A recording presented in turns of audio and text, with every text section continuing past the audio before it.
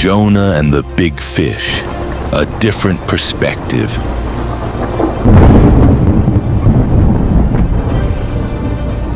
Jonah ran from the call. God said Nineveh. But Jonah set his course for Tarshish. Down he went, into the ship, into hiding, into rebellion. But you can't outrun a God who loves you. And so, the waves roared. The sky cracked open, the ship trembled. But the storm wasn't God's wrath. It was his rescue, hidden, wild, redemptive. In rerouting Jonah, it was grace. Grace that realigned him with his destiny, and grace that opened the door of salvation for Nineveh. One man's storm became a city's salvation.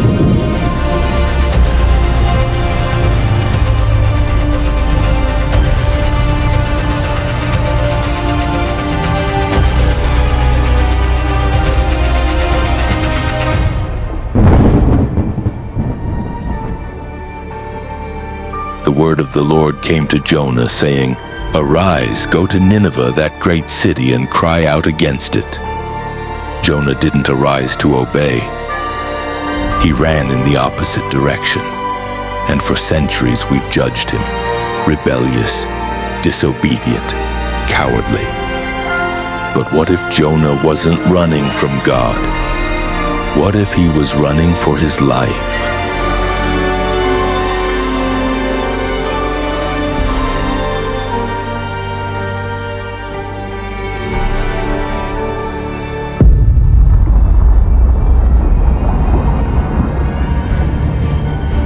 Nineveh, Nineveh, Nineveh. It was no ordinary city. It was a monster, dressed in stone and blood, capital of terror, the graveyard of prophets.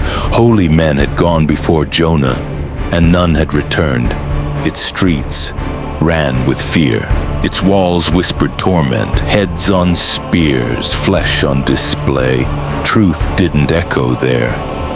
It bled out in silence. Jonah wasn't rebellious, he was terrified. He wasn't defying God, he was running from a mission that looked like suicide.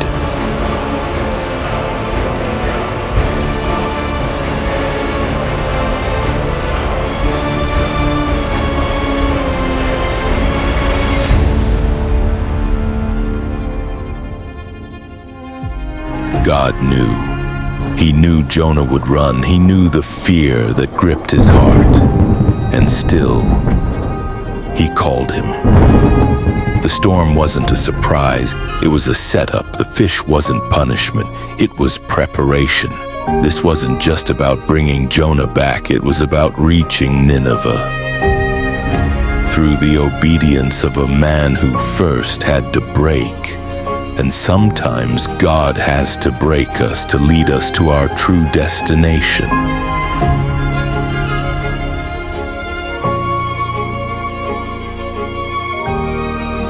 He wasn't just swallowed by a fish. He was swallowed by silence, by isolation, by the grave.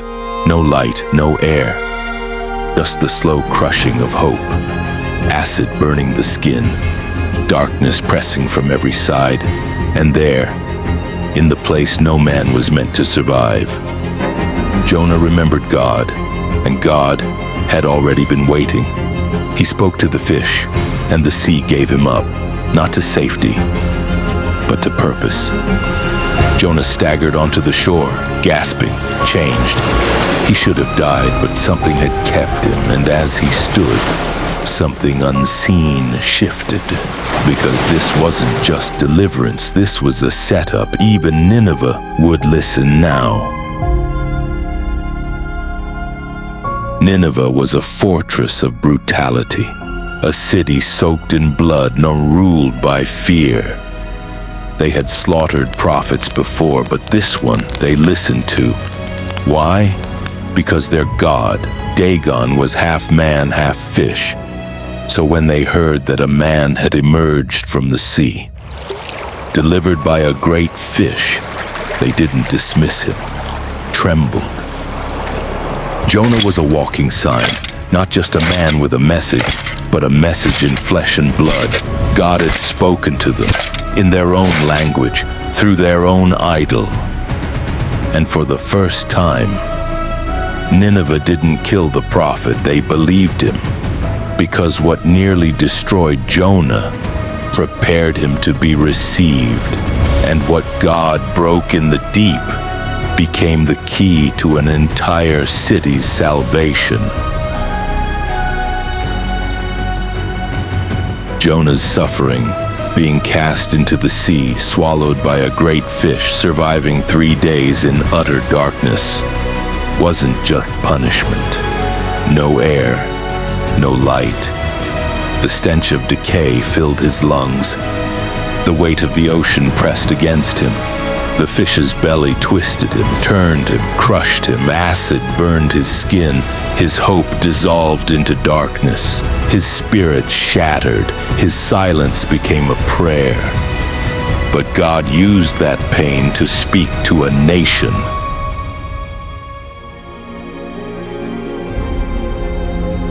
Generations later, Jesus would point back to Jonah. As Jonah was in the belly of the great fish for 3 days and 3 nights, so shall the Son of Man be in the heart of the earth. Jonah's pain wasn't just personal, it was prophetic. His descent into darkness was a shadow, his return a sign. Jonah's temporary death brought life to one city. Jesus' death would bring life to the world. The belly of the fish pointed to the depths of the tomb, and the mercy Nineveh received was only a whisper of the mercy poured out at the cross.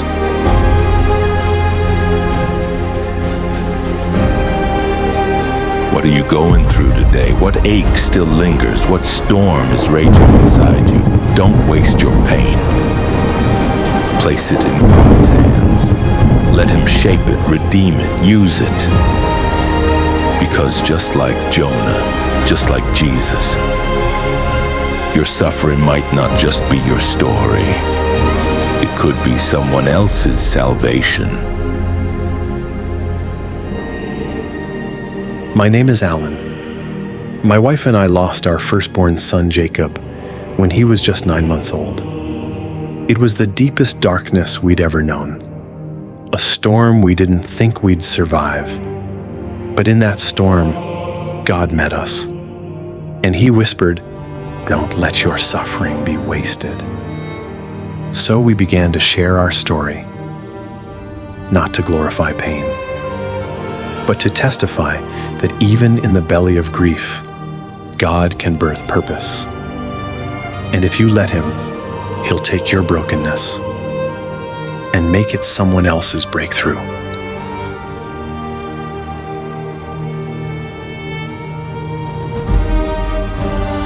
Keep trusting.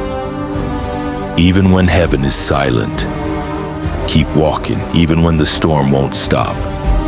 Because what feels like your ending might just be where God's greatest work begins. He turns graves into gardens, ashes into anthems, pits into pulpits, and your deepest wound into someone else's healing.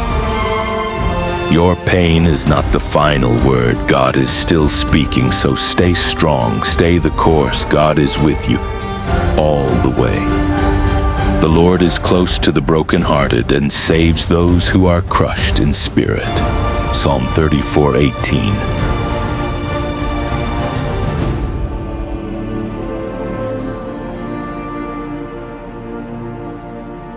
Our pain became our purpose, and now it's our mission.